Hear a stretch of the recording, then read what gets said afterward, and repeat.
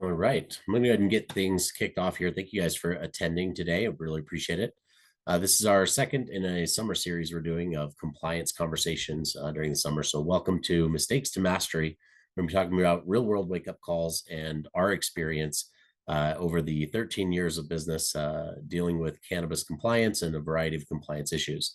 Sometimes, believe it or not, our clients are coming to us because they are reacting to non compliant issues, violations, things that have happened to them in their business.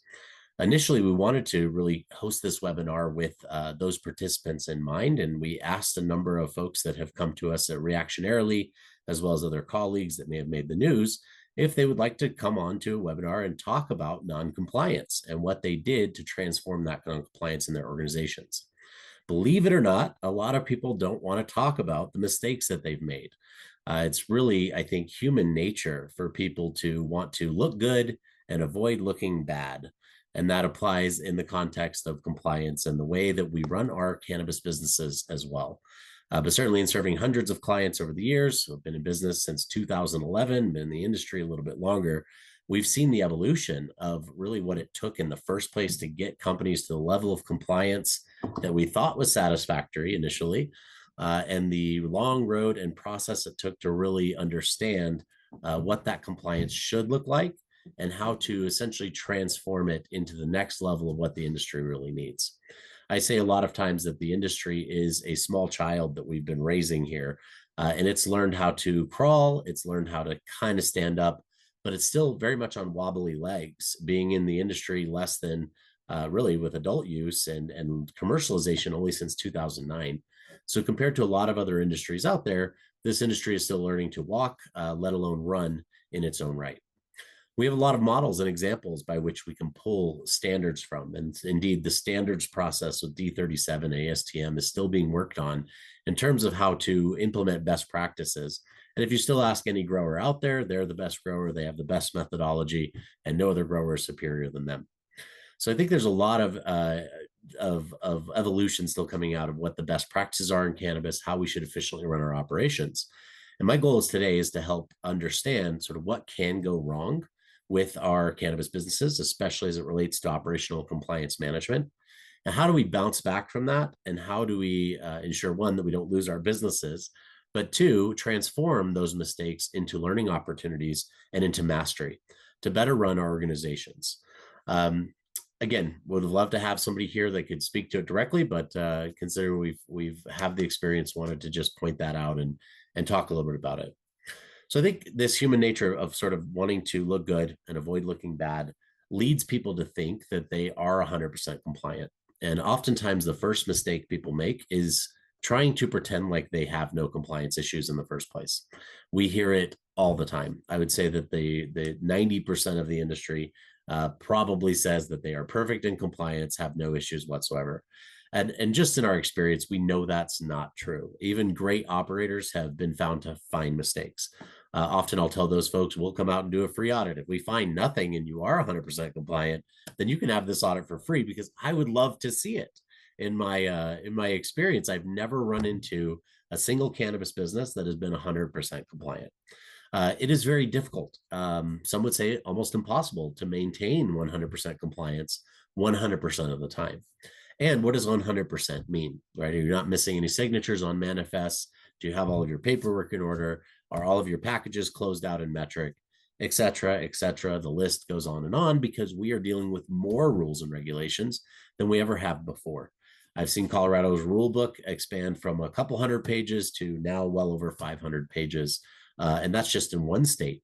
And Colorado is a good example to look at. And of course, we're based out of here. We have the longest running regulatory regime, but it's also a great place to look because our regulator at the MED is also head of CANRA, which is the regulation, the Association of Regulators. And those folks are oftentimes talking to each other and listening to what Colorado's doing. We often go first, and we see over and over again standards and rules in the industry tend to follow suit and have a domino effect from what is done out in Colorado as a sort of leader in the space, and just being the first ones to go legal, for example. So I want to just talk a little bit about that human nature. And the fact is that most people really should be looking at what is it in the first place that they really feel about their compliance and how they manage it, as a starting point to discovering if there's an initial mistake there to human hubris, which is to think that we are perfect and we don't make mistakes because we want to look good to our colleagues, our peers, to the regulators, and we want to avoid looking bad. But I would also say that it's in our human nature to make mistakes. No one is perfect. We are human. And I think one of the most amazing things about the people we get to work with is their resiliency through making these mistakes. The ability to be a possibility in the face of adversity cannot be understated enough and overstated. So it's really in my world, not that you've made a mistake that is the issue. It's who are you in the face of that mistake? And are you willing to take responsibility, make things better, and move on by growing from those mistakes? Because I really truly believe that the worst mistake we can make is to keep repeating the same ones. So I've seen countless mistakes being made over the years. I've seen the good, the bad, and the ugly in the cannabis industry. And I can tell you about various stories, whether it's like the company that had $250 million but didn't want to invest 50,000 in compliance and lost it all. I could tell you about Sweet Leaf, which is well known and publicated for their looping mistake and making executive management decisions for more profit that were really at the expense of violating criminal law over administrative code. I could tell you about LiveWell and how they mixed up edible samples at a public market and accidentally dosed people in those public markets and were heavily fined and sued by regulators and suspended. And if you look at anything in the industry news, you'll always see every day that there's an issue with recalls, that there's an issue with contamination, that someone's being fined, someone's being suspended, or even shut down. But most compliance and non-compliance is really never published. Those are only the big mistakes that happen out there that generally get to be known. You may have never heard about those mistakes. We often find in our audits where those mistakes are, and of course, they're not making the news. So I want to share with you some of these common mistakes that we find, and then also share with you some of the issues that we've seen come up where people didn't know they were making mistakes. I really don't think anybody goes out into the industry and says, I'm purposely going to violate the regulations. Sure, I think there are some bad apples in the industry, people that may be diverting product, may be lying about their samples they send in for testing, or otherwise trying to cut corners and skirt the regulations. But I think for the majority of operators, they want to be compliant and they make these mistakes not really knowing that they're doing so. And those mistakes can end up being very costly. So one of the most common areas we see mistakes in is record keeping. We even have a books and records audit that just covers records. There's a whole series about the types of records you're supposed to keep on every single production batch, every single harvest batch, and every single sale. And in addition to that, every single transfer, manifest, or other book and record keeping document, whether it's HR, personnel files, etc., that have to be kept. So I've seen a couple of situations. I think one of the most simple ones was simply with visitor log protocols. And we think, okay, well, not a big deal. We check the visitor log, we sign people in. But we had a situation where people really didn't understand the rules on the front line. And a regulator came in to visit a facility.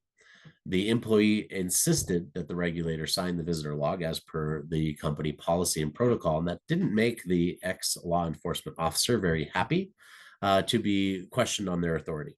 And the truth is, and this is something that employees should know, is that law enforcement emergency personnel can access your facility without needing to sign in and get a visitor's badge. They have a law enforcement badge, which is much more powerful than a visitor badge. So the inspection was done. The investigators came back out and slapped this company with a $12,000 fine for not checking the ID of the regulator on the visitor log. So it's these little protocols within the visitor log that training, right, standard operating procedures could have helped prevent just the backlash of a regulator, because even the regulators are human and tend to make those kinds of mistakes as well. And there's always a variety of different interpretations from your regulator to your attorney, to your compliance staff, to your staff members and manager, and of course you as business owners and managers and operators. So that difference of opinion, that view of different ways you could look at regulations can really oftentimes lead to mistakes as well. We tend to like to favor a more conservative approach. And if it looks like it could be wrong, it probably is, or it's going to be viewed as wrong. And that's sort of where the perception of impropriety comes in. I use that phrase a lot in our trainings because it's important to avoid the perception that you're doing anything wrong in the first place. Cannabis attorneys aren't cheap. If you guys have any idea, they run hundreds and hundreds of dollars per hour. And if you're needing them, things might be already too late. So we truly do try to help people make sure that they can avoid the costs of their attorney by ensuring that you have a very conservative approach and avoid the perception of impropriety, so you aren't paying someone to come to your defense later on, and hopefully in that defense winning your case so you aren't shut down or levied with heavy fines that cost even more than the attorneys do. So it's an important aspect to pay attention to. What's an example of this?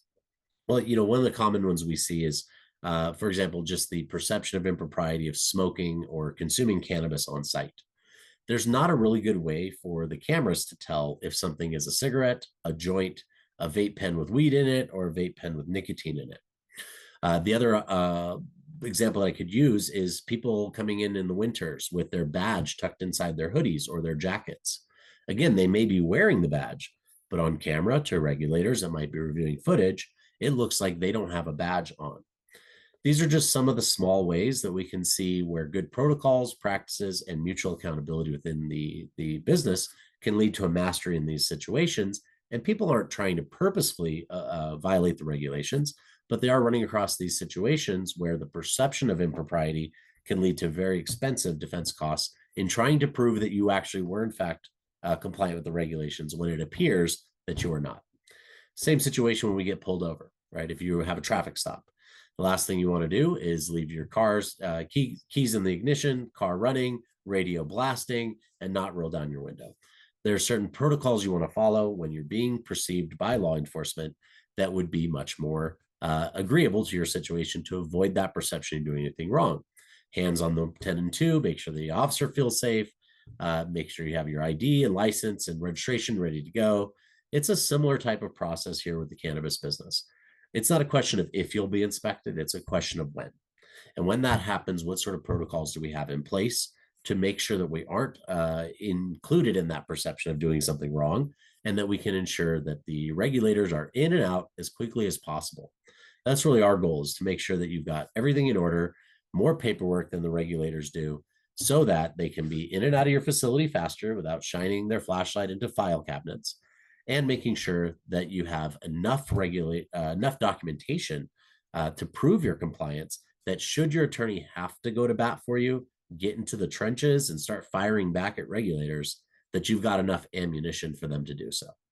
So there's really a two-pronged approach and strategy to mastering that, and to ensuring that you have what we like to call daily systemized documentation. I remember one time we were teaching a training course at one of our clients' facilities, and we got a knock on the door while we were teaching our actual bud tenders and staff. And it ended up being the MED. And they came by and requisitioned a 12-month examination of the books and records of that client while we were there. And I can tell you, it's an unnerving process to go through, having people show up in black Suburbans with guns, badges, and ask for documentation on the spot, which, of course, by regulation, you only have a certain number of hours to turn that information over, or a number of days, depending on your state. And as soon as that documentation was turned over, they came back and indicated that we were missing a single filed form, or I should say the client was, this is before we came in for training, for essentially filing for a change and modification of premises. So the client had added 2 cultivation rooms, and in the process did not file those on a change or modification of paperwork form. They simply waited till their licensing renewal and applied and showed those changes on the diagram in their licensing renewal. Well, that raised a red flag for the regulators. When they came in, they ended up citing them with an infraction for a failure to keep the proper record keeping. And of course, they suspended those 2 grow operations and rooms to the tune of about 20 pounds of product. Now, because this was a low-level priority, an infraction, as we like to designate it in Colorado, with infractions, violations, and violations that affect public safety, it was a low-level priority for the Attorney General's office and for the prosecutors in the administrative law case. It ended up sitting on their desk for a total of 14 months. That was time that those clients could not cultivate out of those 2 rooms. Of course, they held on to the product during that time. So in a real world situation, this mistake of not filing one piece of paperwork led to hundreds of thousands of dollars in damages to the business. They had to throw the product away, couldn't be used, had to be destroyed. They couldn't utilize the facility they just invested into to get ROI back on their investment for building out those cultivation facilities. Their shelves in the dispensary they owned ended up going empty. And what happens when customers have empty shelves? Well, they go down the street and they shop elsewhere, which of course leads to a decline in sales. And of course, that leads to layoffs. And now your staff is also going over to that competitor. So it's really important to kind of understand this story because it plays into so many aspects that could have been better understood and better prevented in this situation. But the consequences thereof aren't just up to a $10,000 fine. We're talking about hundreds of thousands of dollars to damage the business. So in that situation, I think there's a big understanding about change and modifications of premises. And over time, the industry has gotten better at doing this. This was quite a while ago, but it's still something to pay attention to. And this is a regulation you wouldn't necessarily have in your SOPs. It's one of those sort of contingent situations that could depend on what you're doing in your business and how you're planning to expand your business. That would maybe come up and needs to be in light with and in alignment with how you review the rules and regulations. So I think this is a good opportunity to kind of let you know and remind you that you can always ask questions in the chat. I'll do my best to answer them as well as we go along. And I want to just kind of key this over to talking a little bit about other common mistakes that you guys could run into or that we see in the industry. So going back to record keeping for another minute, there was also another example where the regulators came in and they love these books and records audits. These books and record audit dig through 12 months of your history and most of your Series 900 stuff in Colorado, which is your books and records requirements. And in that situation, they were examining manifests. And they ended up finding that over 63 manifests did not have signatures on the manifests. And in those situations, because we didn't have a stop checkpoint to make sure that the signatures are being signed on every manifest, which is part of requirements for keeping full books and records, they ended up charging this person $1,000 per missing signature. So you can imagine just the cost of having that mistake sort of happen overnight. And again, this may be prevented by having a good SOP, making sure you have good training around that. So we operate on a methodology here where we ensure compliant processes, compliant people, and then we try to measure that compliance over time. And I think this is really crucial when we talk about standard operating procedures as part of our transition from those mistakes that we've learned about into how we master operating our businesses. And standard operating procedures almost become sort of a moot point like compliance does, where it's a very complex issue. It tends to be a buzzword in the industry, but I want to take a little bit of time to just unpack that buzzword and look at these components of what makes for effective SOP management and effective compliance management, which is absolutely key, right? Avoiding the perception of impropriety, ensuring full documentation, and making sure that you've got more paperwork than the regulators do starts with good standard operating procedure planning. I'll share with you kind of one of the first components that I would say is really important and that we do, especially in light of the new HACCP regulations coming down, hazard access critical control points, the critical control points and critical limits involved with cultivation of cannabis. We could see that domino affecting other states soon. And one of those requirements is really to create a process flow map by which you're able to sort of designate out what the process looks like in your operation. So this is an example of one that we just came up with for a generalized cultivation that may be producing things like pre-rolls or maybe producing things like concentrates. There's a whole new set of regulations around genetic material and sourcing it. Some people do breeding programs. Some people clone from veg. Some people may use tissue culture. There's a lot of standard operating procedures that are always going to be some level of secret sauce for the organization. But if we're receiving that genetic material in, where is it in our SOP that the compliance has been integrated to make sure we check for that signature or that we have the proper documentation in place for that? And there's sort of a chain here that moves along the green, which we're sort of indicating is more of the actual plant moving through the process versus say the blue, which may be documentation, stop points, and control points. So with a process flow map like this, you can really start to identify the critical areas of potential failure in your compliance process and analyze the risk in which you're taking to make sure that your compliance components are plugged in and ideally documented in sort of an automated fashion. So I want to talk about sort of the gold standard of what we consider as daily systemized documentation, where your systems are keeping those records for you and that you've got everything accurate and you're simply double checking that work at the end of the day, the end of the week. So you're going to have different documents that are required. You're going to have different movement of plants and compliance required there. And then you have kind of what I call, contingency. So after you've sort of determined the failure points, there's these contingencies and emergency planning kind of in yellow here and in red here, which really indicate one-offs. You may not deal with that compliance component on a daily basis, but you may want to have a maintenance SOP for the facility on changing out seals on your extraction system 6 months down the line. Or you may have to have an emergency that comes up, and that particular emergency involved a particular chemical, which has already been referenced to the SDS sheets and brought into the SOP so that you know how to clean up that specific chemical without causing harm to people. We've seen oversights with trimming where we've literally had people lose their lives because they didn't have the proper ventilation, they didn't have the proper PPE, personal protective equipment, to be doing the process the way they should have been. So I think it's important to just process map out as a good starting point for mastery, re-identify what you're doing, how you're doing it, and what components are being affected in the work you're doing, and certainly set up and determine what are the critical failure points, critical control points, and what are the limits to those critical control points. When is it considered a failure? When is it a marginal success or not? And how do we identify that? Because you really want to make sure that your SOPs and your processes are easily digestible and that they integrate in that daily systemized documentation.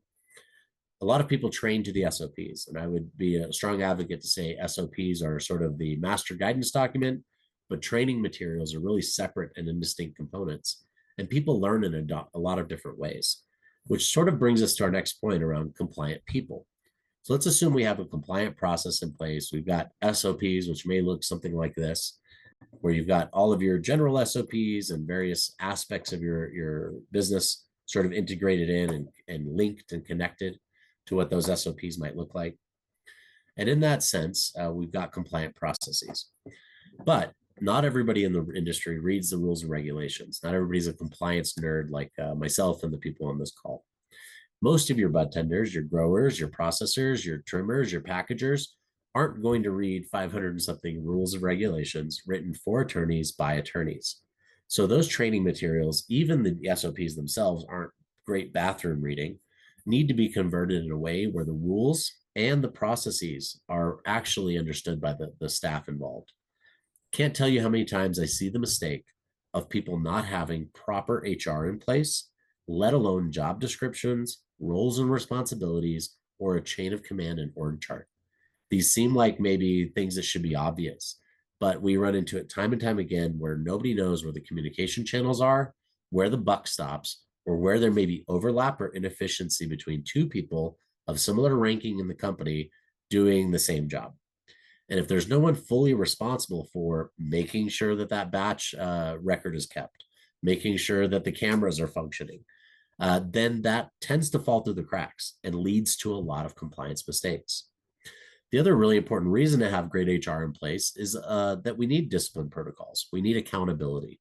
In my world, accountability is love to a large degree because it really does help the organization stay together, but also helps make sure that people have the opportunity to learn and grow from their mistakes.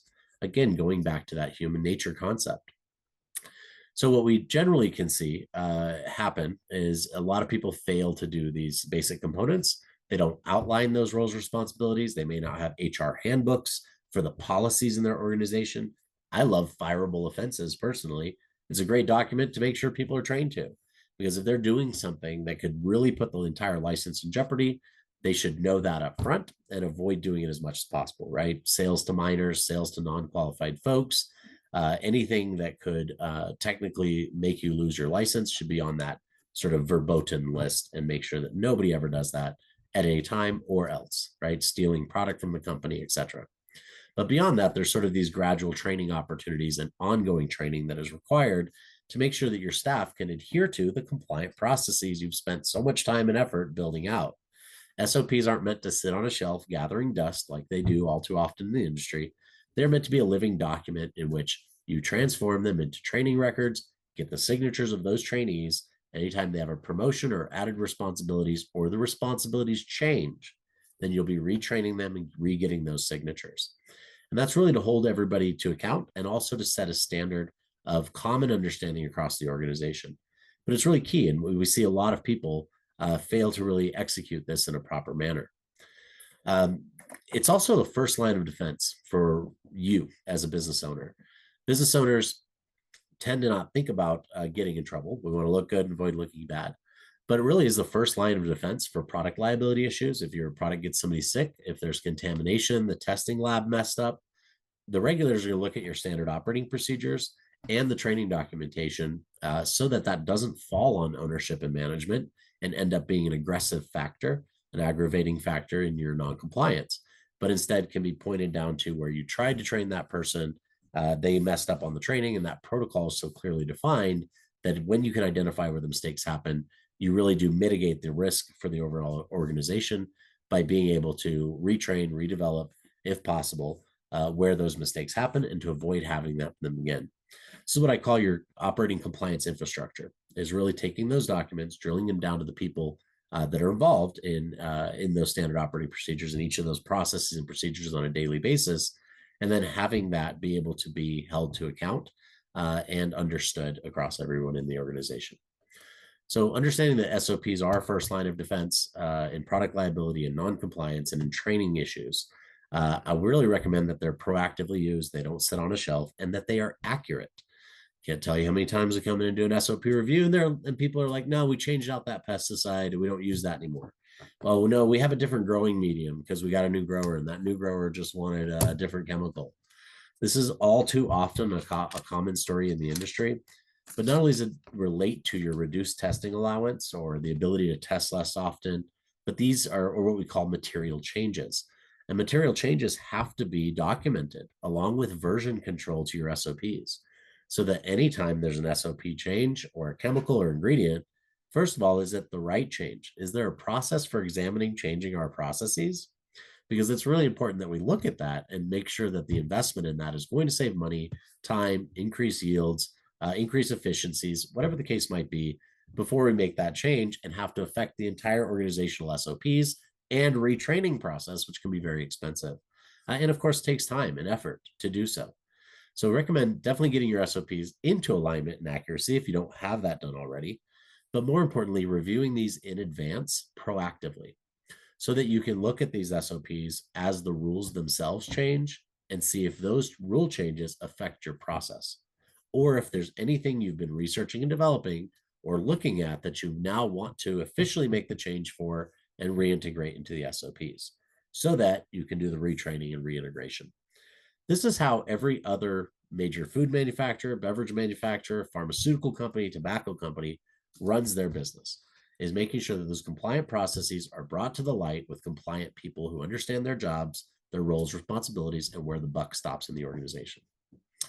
Assuming we can align those things, which oftentimes does take a whole new start on change management process, on restarting the expectations of the organization, on aligning maybe even new people, because we've got to manage people out into the alignment of what the new mission, the new expectations are of the company, oftentimes does require that. Assuming we can get those two things on the page, there are a lot of great tools out there that can help you automate that daily systemized documentation. So I know, for example, in cultivation and in manufacturing especially, there aren't a lot of great point of sale systems out there, right? What we call POS in the dispensary world. People often confuse those two things. But what you're really looking for is more of a process management software. There's not a lot of great options out there. People go back and forth with them all the time. But I think there are some great process management workflow tools that can help you with that daily systemized documentation.